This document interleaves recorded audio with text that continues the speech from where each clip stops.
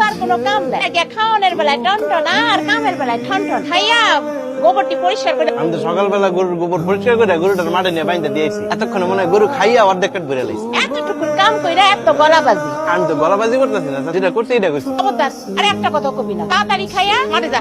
আচ্ছা কাকি, পানি ভাতটা অনেক মজা লাগতেছে, আর করে ভাত দিবেন? কয় প্লেট লাগে? লাগতো না চাচি, ভুলে কইছি। আজকে সারা মামু আই কইলা চাচা, সারা বিদেশ থেকে আইতেছে, আমার আগে কইবা না? এই কামলার বাচ্চা কাম, সারারে তুই নাম ধরে ডাকোস, তোর কত বড় সাহস। নাম ধরে ডাক না কি করে? ছোটবেলা একলগে কত খেলছি, আমি তো নাম ধরে ডাকছি সারার। ছোটবেলার কথা, ছোটবেলায় এখন অনেক বড় হয়ে গেছে, এবার মেমসারটা দিই। আচ্ছা ঠিক আছে, কিন্তু চাচা চাচি তো গুলো মাঠে যাইতে।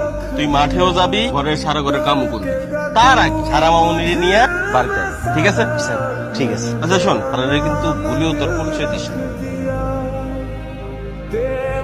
আপনার নাম কি? সারা মেম সাহেব?